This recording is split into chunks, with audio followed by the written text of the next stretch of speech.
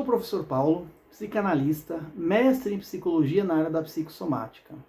Hoje eu vou abordar um assunto que muitas pessoas têm dúvidas em relação a respeito do método de tratamento da psicanálise e por que o psicanalista fica mais em silêncio e não dá conselhos. Primeiro, para aqueles que ainda não compreendem a psicanálise, ela é uma abordagem psicoterapêutica que foi desenvolvida por Freud, cujo objetivo é identificar as causas do sofrimento do paciente, visa, então, relacionar esses conflitos com os conteúdos inconscientes, integrando assim a consciência.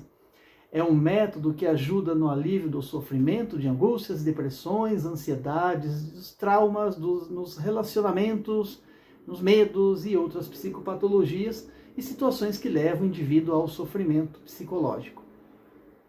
O método da psicanálise é diferente de outras abordagens porque ela não é diretiva, ou seja, o psicanalista não vai direcionar a sessão ou fazer perguntas seguindo um roteiro ou uma pauta.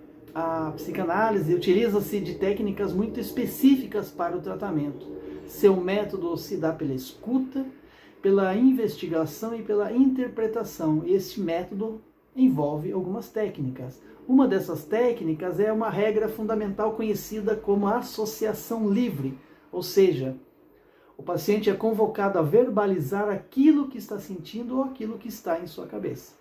Sendo assim, o discurso vem de forma espontânea. Os conteúdos, mesmo que sejam estruturados pelo paciente ou que haja algum tipo de censura, de repente nesse discurso algo escapa, que pode ser uma palavra, uma frase, um suspiro, um afeto, e são nesses momentos que o psicanalista pode intervir.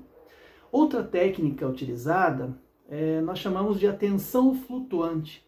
O psicanalista escuta tudo aquilo que o paciente diz. A ideia é que o psicanalista não estabeleça atenção apenas em um ponto ou em uma palavra, mas naquilo que é relevante para que a sessão realmente se estruture como análise. A interpretação tem como objetivo ajudar o paciente a reconhecer os conteúdos e reintegrá-lo à consciência, ou seja, fazer com que o paciente pense a respeito daquilo que está falando. O sofrimento, então, vai dar lugar ao bem-estar. O sofrimento vai ter um nome, vai ser simbolizado. Para que isso aconteça, o psicanalista se utiliza da interpretação. Outra técnica utilizada é a análise dos sonhos. Os sonhos expressam os conteúdos inconscientes. Freud descobre que a via régia para acessar o inconsciente. Analisar sonhos é domínio da psicanálise.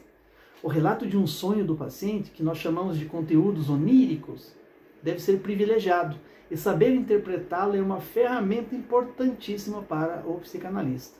Isto posto, então por que o psicanalista fica em silêncio e não dá conselhos? O silêncio indica que ali não é uma conversa comum, é um método, é um tratamento clínico. E na terapia o paciente ele é convocado a falar para que ele possa se escutar. Desta forma, o psicanalista em atenção flutuante, ao desenvolver escuta, a observação, ele pode colher aquilo que é importante para ser interpretado, se for o caso. O silêncio do psicanalista é uma forma de captar no discurso aquilo que deve ser relevante. E quando ele fala, quando ele intervém, isso precisa ser muito pontual e a fala dele deve afetar o paciente para que reflita sobre aquilo que ele está passando. Quando o paciente é direcionado, isso o torna aliado ao discurso do outro e isso não permite que o paciente se escute. Em resumo, o psicanalista não diz ao paciente o que deve fazer e tampouco irá dar conselhos, porque a forma de tratamento é convocá-lo a falar. Isso vai ajudá-lo a elaborar e ressignificar o seu sofrimento. O psicanalista então fica em silêncio para que o paciente possa se escutar. Esta é uma técnica, não é por acaso, esse é estratégico, tão estratégico quanto a interpretação.